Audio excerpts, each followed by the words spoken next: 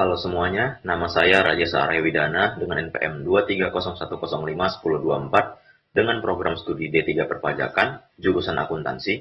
Di video kali ini saya akan menjelaskan tentang sistem perhitungan biaya berdasarkan proses lanjutan. Oke, jadi materi yang akan saya sampaikan pada video kali ini adalah yang pertama, ada perlakuan produk dalam proses awal, kemudian ada metode rata-rata tertimbang, kemudian metode FIFO atau first in first out, kemudian ada proses pembebanan biaya produk dalam proses, dan yang terakhir ada pertanggungjawaban biaya produk dalam proses. Oke, jadi yang pertama itu ada perlakuan produk dalam proses awal. Nah, jadi dalam suatu proses produksi, setiap produk yang belum selesai diproses pada akhir periode, produk yang belum selesai menjadi persediaan produk dalam proses akhir dan akan menjadi persediaan awal periode berikutnya. Nah, jadi persediaan awal ini telah mengakumulasi biaya seperti bahan, tenaga kerja, dan overhead pabrik. Pada departemen pertama, biaya bahan ditambahkan, sementara di departemen selanjutnya atau lanjutan umumnya hanya menambah biaya konversi. Namun, departemen lanjutan kadang juga menambah bahan yang bisa meningkatkan jumlah produk atau tidak, tergantung pada kebutuhan produksi di departemen tersebut. Kemudian saya akan menjelaskan tentang metode rata-rata tertimbang. Jadi pada metode rata-rata tertimbang, produk dalam proses awal digabung dengan produk periode berjalan tanpa perbedaan total biaya dari setiap elemen, baik yang berasal dari produk dalam proses awal maupun dari periode berjalan. Dihitung dengan membaginya pada total unit ekuivalen. Metode ini menganggap unit dalam proses awal bercampur dengan unit periode berjalan, sehingga biaya per unit didapatkan dengan cara merata. Jumlah unit ekuivalen diperoleh berdasarkan total unit yang setara dengan produk jadi yang dihasilkan. Selanjutnya di metode rata-rata tertimbang terdapat dua bagian, yaitu metode rata-rata tertimbang di departemen pertama dan metode rata-rata tertimbang di departemen lanjutan. Saya akan menjelaskan tentang metode rata-rata tertimbang di departemen pertama.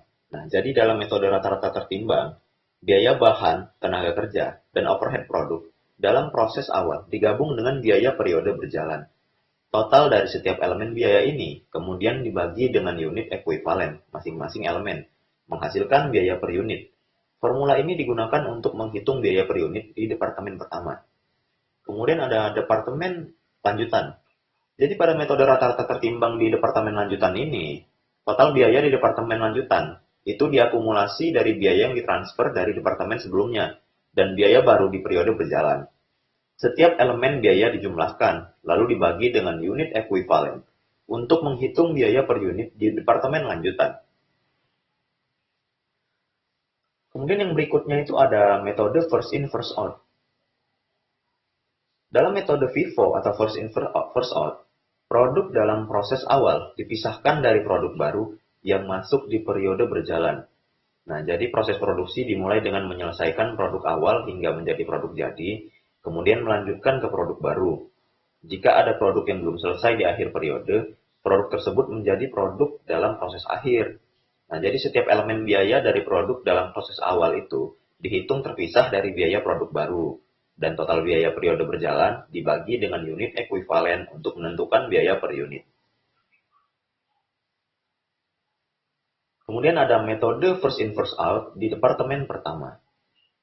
Metode masuk pertama keluar pertama atau first in first out dalam akuntansi biaya memisahkan biaya produksi antara produk dalam proses awal dan produk yang masuk dalam periode berjalan. Nah, jadi biaya produksi periode berjalan terlebih dahulu digunakan untuk menyelesaikan persediaan yang belum selesai. Jadi produk jadi ini kemudian diklasifikasikan berdasarkan sumbernya, sementara produk yang belum selesai di akhir periode itu dicatat sebagai persediaan dalam proses. Perhitungan biaya dilakukan dengan membagi total biaya elemen, seperti bahan, tenaga kerja, dan overhead, dengan unit ekuivalen masing-masing elemen di periode berjalan. Kemudian ada perlakuan produk dalam proses awal. Saya akan menjelaskan menggunakan metode rata-rata tertimbang atau weight average. Dalam metode ini, produk dalam proses awal digabungkan dengan biaya dan unit yang diproduksi selama periode berjalan untuk menghitung biaya per unit rata-rata. Semua biaya baik yang sudah ada dalam proses awal maupun biaya tambahan dalam periode berjalan. Itu dijumlahkan, lalu dibagi dengan total unit untuk mendapatkan biaya rata-rata per unit. Kemudian ada metode first in first out. Jadi dalam perlakuan produk dalam proses awal, dengan metode first in first out, dalam metode ini, biaya dari produk dalam proses awal dipisahkan dari biaya periode berjalan. Produk yang ada dalam proses awal diprioritaskan untuk diselesaikan terlebih dahulu, sehingga biaya awal dipertahankan secara terpisah dari biaya yang terjadi di periode berjalan. Biaya per unit dihitung hanya untuk biaya yang timbul selama periode berjalan. Kemudian ada proses pembebanan biaya produk dalam proses dengan metode first in first out. Nah, jadi dengan metode ini, pembebanan biaya produk dalam proses dilakukan dengan memisahkan produk dalam proses awal dari biaya periode berjalan. Dalam metode ini, unit awal dikenakan biaya berdasarkan biaya awal mereka. Sedangkan unit yang diproduksi selama periode berjalan dikenakan biaya berdasarkan biaya aktual di periode tersebut. Kemudian ada metode rata-rata tertimbang. Jadi biaya total dari produk dalam proses awal dan biaya produksi periode berjalan dijumlahkan. Lalu total biaya tersebut dibagi dengan total unit ekuivalen untuk menghitung biaya rata-rata per unit. Metode ini menghasilkan pembebanan biaya yang merata di seluruh unit yang diselesaikan. Kemudian ada pertanggungjawaban biaya produk dalam proses dengan metode rata-rata tertimbang. Nah, jadi dengan metode ini, pertanggungjawaban biaya dilakukan dengan menggabungkan biaya produk dalam proses awal dan biaya periode berjalan. Biaya total pertanggungjawaban ke dalam biaya barang selesai dan biaya produk dalam proses akhir. Kemudian ada metode FIFO ya, atau first in first out.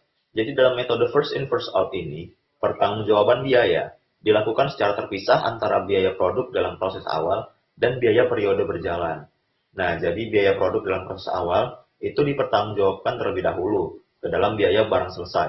Nah, sedangkan biaya periode berjalan itu hanya diterapkan pada unit yang diproduksi dalam periode tersebut. Sekian presentasi dari saya. Apabila masih banyak kekurangan, saya mohon maaf. Saya akhiri. Terima kasih.